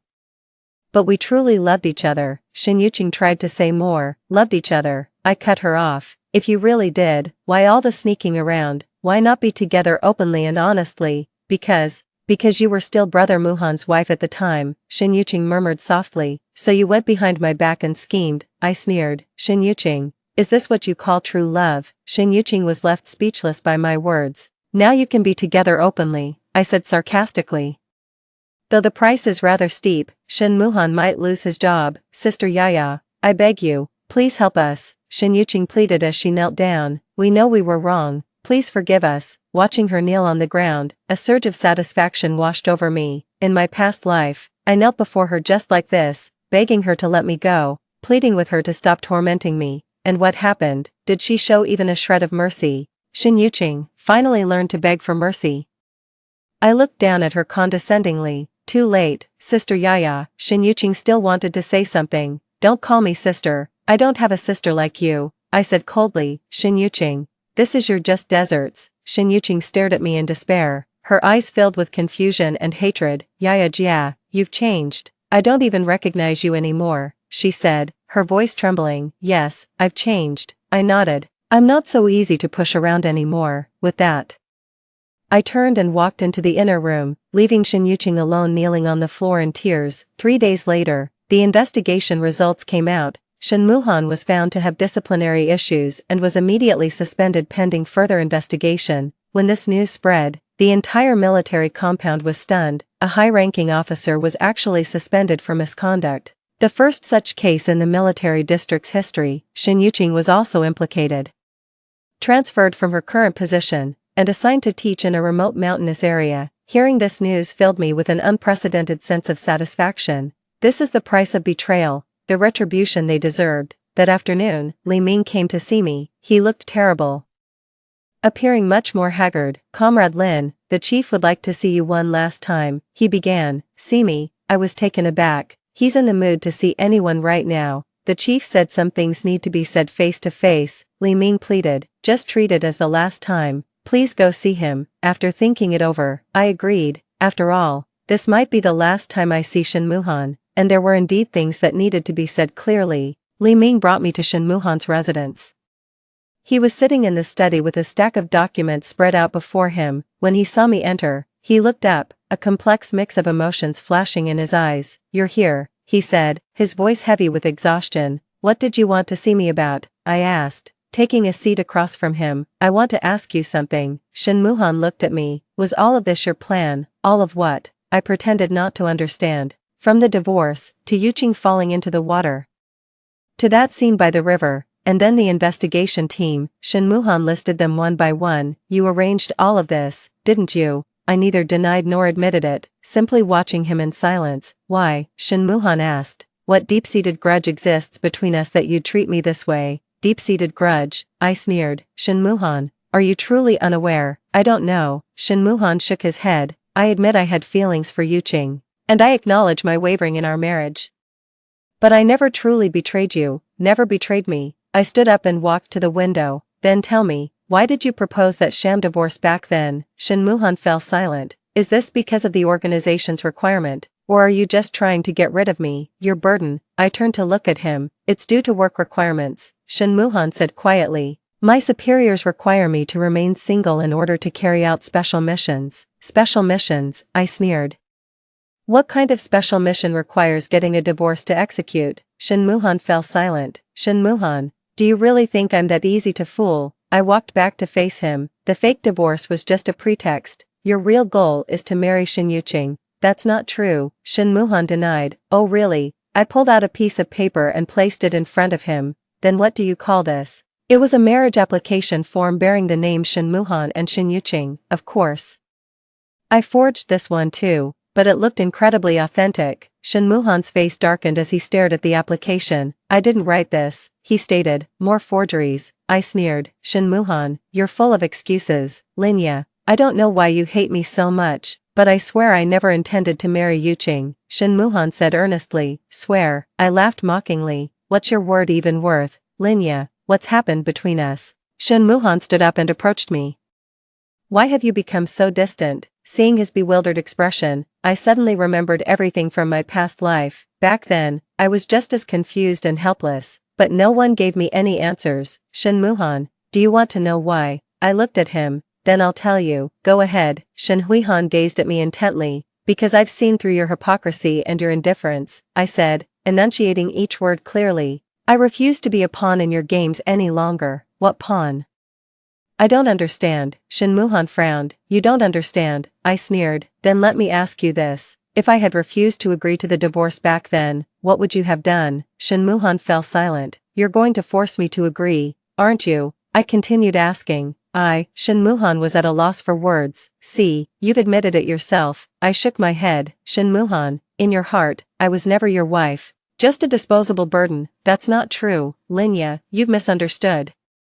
Shin-Muhan tried to explain, misunderstanding. I cut him off. Then tell me, how much time have you truly spent with me over these past 3 years? Shin-Muhan opened his mouth, but no words came out. Your heart is only filled with work, with your career. There's no place for me at all, I continued. And now, you have Shin Yuqing too, Linya. I admit I've wavered emotionally, but you've always had a place in my heart. Shin-Muhan tried to salvage the situation. Me, I sneered.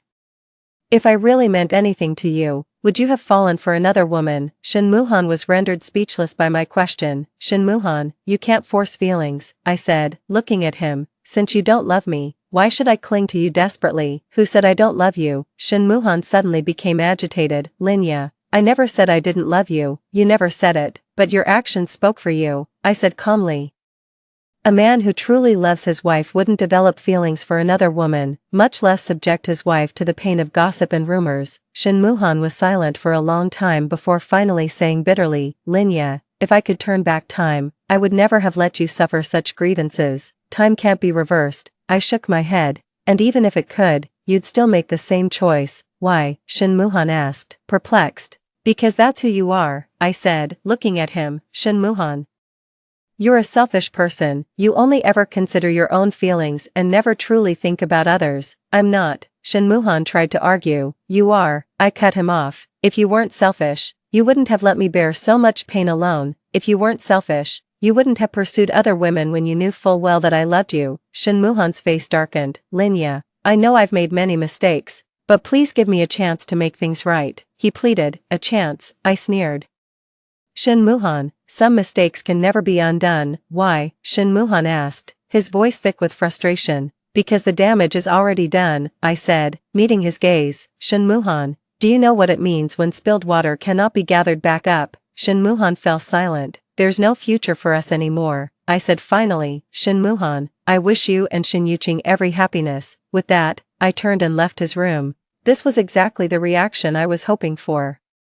Shin-Muhan's voice followed me out. Linya, I won't give up. I'll prove to you that my love for you is real. I didn't look back. because I knew that some words are easier said than done. Besides, I didn't want to give him any more chances. Stepping out of the Shin residence, I suddenly felt a sense of relief like never before. With my revenge now complete, it's time to focus on building my new life. In this lifetime, I won't compromise my own happiness for anyone.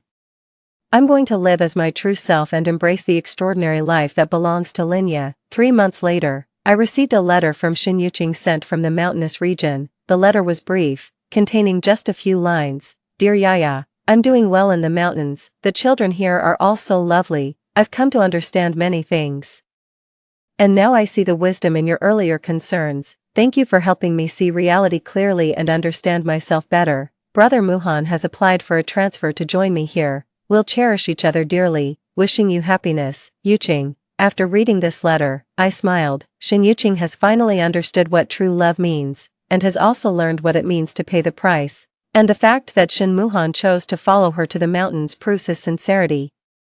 Though they lost their status and prospects, they found true love. In a way, it's not a bad ending. As for me, life feels fulfilling now. The textile mill's business keeps improving, and so does my income. More importantly, I've discovered my true self and no longer depend on anyone. This is the kind of life I truly want. Story 2. My twin sister caused a fatal accident while driving drunk. Without hesitation, my mother pushed me forward to take the blame.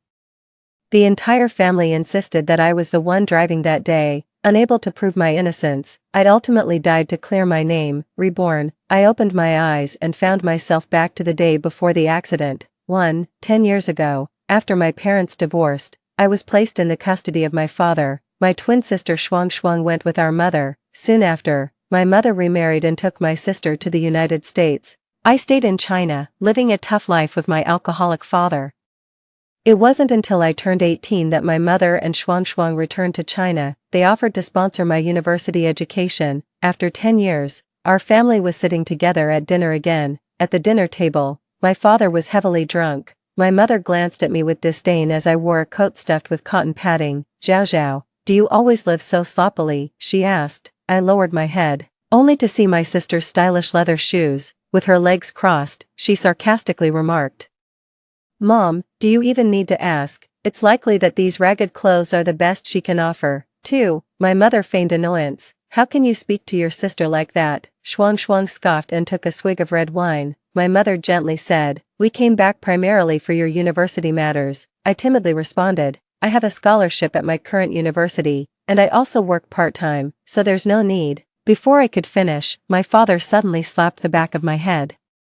Part-time work is useless. Your mother is willing to support you financially, and here you are babbling nonsense. So ungrateful. I lowered my head again. My mother then said gently, Zhao, I know you've had a tough time in China these past years. Don't worry, now that I'm back, I won't let you worry about money anymore. It was hard not to be moved. The motherly love I had missed for years seemed to fill the void in an instant. My heart's ice seemed to be melting. Thank you, Mom.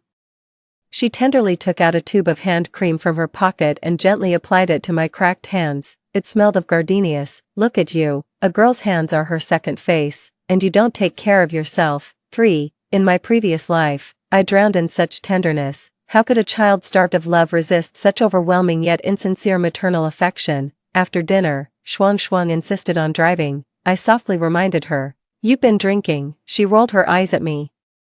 I have a foreign ID card. Even if I get caught, they can't do much to me. My father, drunk and loud, bragged, That's my daughter Lin Jinbia's spirit. As courageous as your father. Shuang despised me, and even more so him. She coldly said, Who wants to be the daughter of a drunkard like you? Just drop dead. Insulted, my father just grinned foolishly. Our Shuang is straightforward, not like your sister. Always looking gloomy as if under a curse. After that, he kicked me. Get in the car. 4. In the car, my mom took out some documents from her bag. Shuang is planning to return to study in China next year, but she's not familiar with many of the local exams after spending so long abroad. Zhao, since you and your sister look exactly alike, I was thinking you could take the exams for her. I've already taken care of things with the examiners, you just need to show up. I knew this was illegal, and getting caught would also mean my expulsion from school. Mom.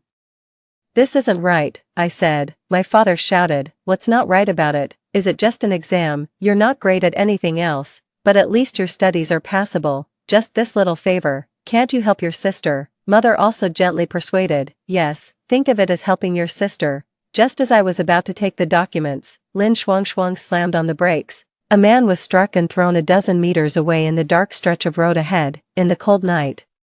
Only the headlights shone brightly, a woman's scream could be heard not far away, he's been hit, he's been killed. Lin Shuang looked helplessly towards our mother. Mom, what should I do now? The next second, someone gently took my hand, the familiar scent of hand cream wafted through. Zhao, can you help your sister? Help your sister, whether it's taking an exam or taking the blame, I am just an expendable pawn. My thoughts were abruptly pulled back.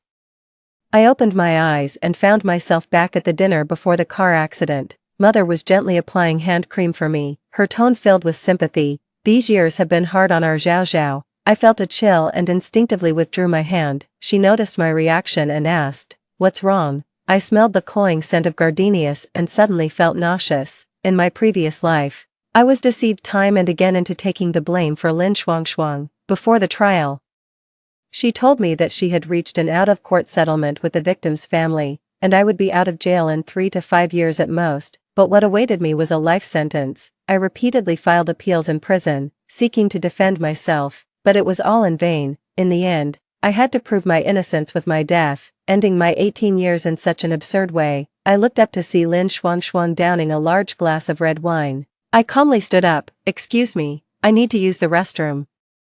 After washing my face in the restroom, I quickly calmed down and called my mother. Mom, I'm feeling a bit unwell, I'm going to head back now. Why leave now? You could just ride back with us later. I hurriedly said, it's okay, I've already called a cab. After hanging up, I went to a nearby police station. Hello, I need to reissue my ID card, just in case, like in my previous life, Lin Shuang hit someone and I take the blame again. I needed to use the identity system to confirm my alibi. The officer looked up at me. We're closed, come back tomorrow. I pleaded anxiously, a temporary ID will do, I really need it, please help me. He reluctantly turned on his computer. I'll record your information first, but you can only get it by tomorrow at the latest.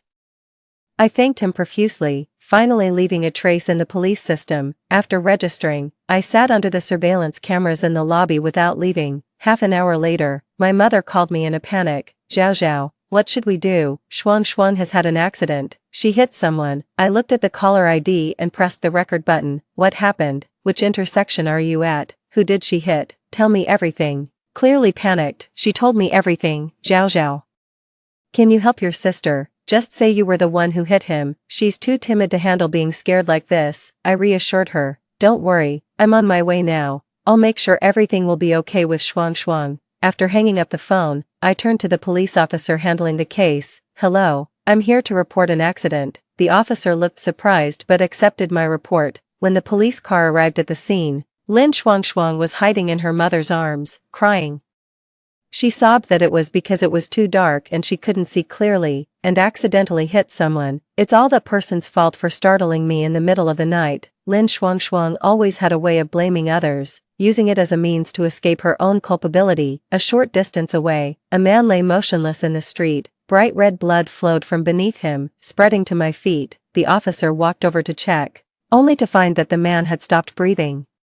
Has anyone called for an ambulance? The ambulance is already on its way. Upon seeing the police, the mother and daughter glared at me fiercely. Didn't we tell you not to make a big deal out of this? Why did you call the police? I feigned innocence. I don't know why the police came. It must be a coincidence. Lin Shuang pulled up my clothes. Quick, swap clothes with me, just in case they take our statements later. You say you were driving, that you hit the person. Her tone was so entitled it made me instinctively step back. Her mother gently held my shoulders, softly saying, Zhao, Mom knows you're a good girl, you'll help your sister, right? That's when I noticed that the police had been momentarily distracted. In my past life, I was the scapegoat. This time, I refused to be the fool again. Firmly, I said, no, it was you who hit him. How can I take the blame for you? They didn't expect me to refuse. My father came up and kicked me hard. You ungrateful girl, can't even help with such a small thing. I wasted my effort raising you. The kick was hard, but I was used to it. I got up from the ground, dusting myself off. Again, I repeated, I will not take the blame. I don't understand why. born to the same parents, they treat me and Lin Shuangshuang so differently. My mother paused briefly, then she said, I should have considered Zhao Zhao's feelings. I shouldn't have made it difficult for her. After calming down, she made a call to a lawyer friend, likely to prepare to negotiate a settlement with the victim's family. Lin Shuangshuang was temporarily detained at the police station. The police found her blood alcohol level to be over the legal limit. The man she hit died, and a death notice was issued. Death by drunk driving is a serious offense. It could lead to financial ruin. In the police station, Lin Shuangshuang finally realized the severity of the situation. Tears streamed down her face. Mom, you have to help me. Don't worry, I'll take care of everything. The man who was hit was a migrant worker. His wife appeared simply dressed. With the loss of the family's breadwinner, she cried throughout her statement. Perhaps because of their modest appearance, everyone assumed that accepting compensation and settling was the natural course of action. The lawyer tentatively asked, how much compensation are you considering? The woman looked at us numbly. My husband is dead. How much compensation do you think I should get? It was clear that she wasn't a woman solely driven by money. My mother began to grow anxious. I'm truly sorry for the accident, and I'm willing to pay whatever amount as long as you agree to a settlement. You know my daughter is only 18, she's still young and naive. Please, let her off. Suddenly, the woman's demeanor hardened. You ask me to let her off, but who will let my husband off? A living person is gone. What do you expect me to do? The negotiation reached a deadlock. The lawyer was out of ideas and gestured us to step outside to talk. Once outside, my mother suddenly grabbed my hand. Her hand trembled slightly in the chilly night air. Zhao Zhao. I looked up and saw the earnestness in her eyes, which frightened me. What is it, Mom? She reached out and touched my hair. Your hair has gotten long. Let's go get a haircut. I shivered. Lin Shuangshuang had short hair. She still couldn't let go of the thought of having me take the blame for her. My father chimed in. Yes, go with your mom for a haircut. Look, your bangs are covering your eyes, he said as he forcibly dragged me to a nearby barbershop. They pushed me to get my hair cut, giving me no chance to resist, watching in the mirror as my long hair, grown over 3 years, was being cut short. I suddenly realized that this nightmare was far from over.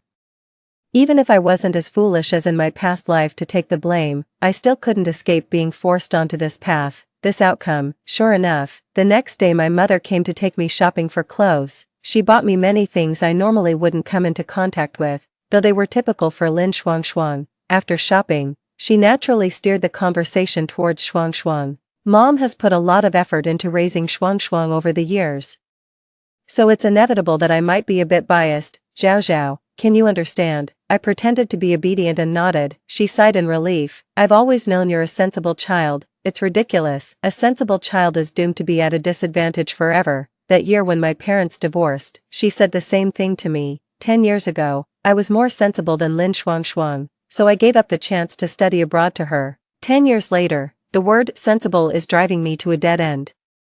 The victim's family is still unwilling to settle. You and Shuangshuang are twins. Could you take the blame for your sister? Mom promises to negotiate a settlement with the victim's family. If they agree, you might only serve a year or 2, and you'll be out soon. I don't know what kind of mindset she had when she said that. Lin Shuangshuang is her daughter, am I not? My father added. What's wrong with helping your sister? It's not like it's costing you your life. He could never know that in my past life, I paid a price as costly as my life. My mother gently said, Zhao Zhao, it's different for your sister. Having a criminal record would ruin her life. You're so capable. A year or 2 in prison won't affect you much. The two of them, in tandem, began to brainwash me frantically.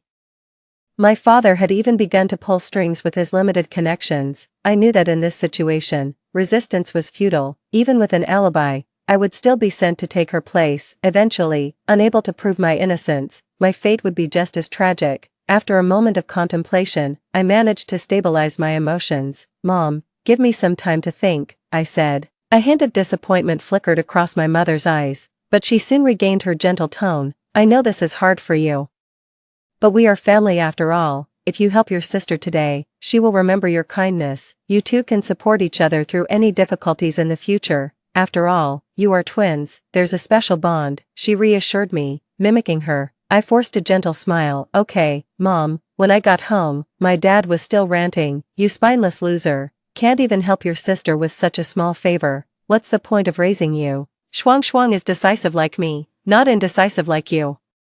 It's like pulling teeth to get a word out of you. I should have kept Shuang Shuang by my side from the start. He grabbed a bottle of liquor from the cupboard and took a big swig straight from the bottle, then collapsed into a deep sleep on the sofa. I went back to my room, pulled out all the savings I had accumulated, and counted them, exactly 1,000 yuan. I packed my sparse belongings into my backpack, put on a hat, and slipped out under the cover of night. Just as I was about to leave, I spotted a figure by the door that startled me. Upon closer inspection, I realized it was my grandmother. She didn't live with us, she stayed with my uncle instead. Unable to handle her alcoholic son, she often helped me in secret. Grandma, I stammered as I approached her. I noticed she was holding a bowl of dumplings. Zhao Zhao, it's the winter solstice today, at least have some dumplings before you go, she said. I wasn't sure if she had guessed something was amiss. Looking down at the dumplings, which had lost their steam, I wondered how long she had been waiting. Have you been waiting for me? I ventured. She smiled warmly. They're chive and egg, your favorite. My eyes welled up with tears. Grandma carefully picked a still warm dumpling from under the bowl and brought it to my lips, babbling. I blanched the chives earlier, and the eggs are fresh from this morning. It's delicious, Grandma, I managed to say.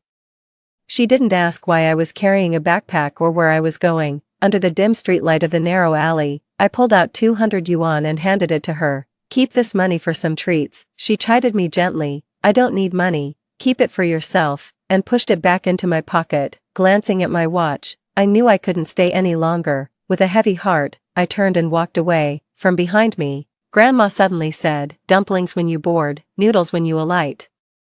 Remember to eat. I plunged into the night, not looking back, and headed for the long-distance bus station. I bought a ticket for the next departing bus, planning to settle down somewhere for a while. Reaching into my pocket, I found a small cloth pouch. Untying the string, I discovered it was 2,000 yuan. Grandma had slipped it in when I wasn't looking. She knew everything and was helping me. After a 5-hour ride, I had left my hometown far behind. Upon arriving, I stopped at a small noodle shop by the roadside for a meal. Then, I snapped my SIM card in half and threw it away. This was a small coastal town, mostly inhabited by fishermen. I found a job at a seafood supermarket. Seeing my destitute state, the owner kindly cleared out a storage room for me to use as a dormitory. Thus, I lived in the coastal city for 2 months. With the money I brought from home and some funds from my grandmother, life wasn't too bad. I knew that during those 2 months, my parents must have been frantically searching for me. I also knew that returning home would inevitably lead to a harsh punishment, but I understood that this was the only chance I had to fight for myself. 2 months later, I saw on the news that Lin Shuang's case was finally coming to judgment, due to the negative impact and the fact that she was a foreigner. Both social and mainstream media were extensively covering the story for views. The case quickly became a hot topic, indirectly speeding up the judgment process. 18-year-old foreign girl drives drunk and kills, shows no remorse after confessing. Defense attorney attempts to use foreign laws for her defense. Is this contempt of court? The victim's family refuses to reconcile, vows to fight to the end. Each headline was enough to make a special report. Lin Shuang's mishap became a media frenzy, exactly what I wanted to see. I watched the online reports indifferently. She deserved her fate. On the day of the verdict, it started drizzling in the seaside city where I was. The owner and a fellow villager were discussing enthusiastically, that young girl got 12 years, she'll be 30 by the time she's out. Yeah, such a waste of her youth, spent in prison. Suddenly, they paused. Zhao Zhao, I saw the news photo. That girl looks a bit like you. The news photo was pixelated, but the lower half of the face shown looked exactly like mine. I just smiled and firmly denied it. You must be mistaken, we look nothing alike. The owner seemed thoughtful and then added, maybe my eyesight is failing me. I also thought I saw a missing person notice with a girl who looks a lot like you. The missing person notice must have been from my parents. These 2 months, they had used countless connections in an attempt to find my whereabouts. Their sole purpose was to have me take the blame. If my whereabouts were discovered, my fate would be the same as in my previous life. But now, I was no longer afraid, because the judgment had been made. Lin Shuang going to prison was a done deal. So, I packed my bags and bought a ticket back home. Upon arriving home and showing my face, my father rushed up and slapped me hard. You really have the nerve, running away from home without a word. You might as well never come back if you're so capable. My grandmother tried to stop him but was pushed to the ground. You old hag. Who are you to interfere with how I discipline my daughter?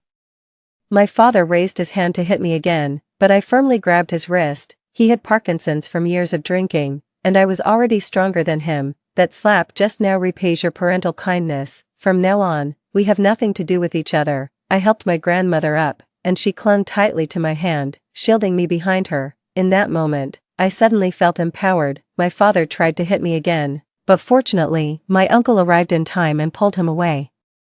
I went inside and packed up the things I hadn't taken before. I had already informed the school in advance and was preparing to move back into the dormitory. Before leaving, I reassured my grandmother repeatedly that I would come back to repay her once I graduated and earned money. She just smiled and told me to be careful. After returning to school, I bought a new SIM card. Since school hadn't started yet, both the academic buildings and dormitory areas were deserted. On the third day after my return, my mother came to see me. The first thing she said was, "Lin Zhao Zhao, I didn't expect you to be so heartless. I learned it from you." I replied, "In my previous life, she treated me ruthlessly, and because I clung to the warmth of maternal love, I paid with my life. I remember everything vividly. Now are you satisfied? Your sister is in prison. Her life is ruined." She brought it upon herself. Her gaze towards me turned even colder. I would no longer incessantly question her about why she treated my sister and me differently, nor would I continue to suffer in silence. Human nature is a complex thing. Parents are supposed to be the closest people to you in this world, but you can never truly understand what's going on in their minds. At this moment, however, I knew what my mother needed most. "Mom, we can sit down and have a proper talk. There's no need for confrontation." She dropped the pretense. "What do you want to talk about?" There was a quiet coffee shop next to the school. We sat down and ordered 2 cups of coffee. I took out a document I had printed earlier from my backpack and slid it across the table to her. After my mother took Shuang abroad 10 years ago, she established an educational institution overseas using the Chinese exam-oriented education model and made a fortune. This made their life abroad very comfortable. Unfortunately, there was a flaw. Lin Shuang's academic performance was poor. Despite many years overseas, both her spoken language and grades were a mess. As her daughter reached adulthood and failed to secure admission to a prestigious university, she thought of me. She wanted me to take exams in place of Shuang to secure her a spot at a top university. To promote her educational business, I look just like my sister, and we are both your daughters. You just want a living billboard for your education brand, and I can help you.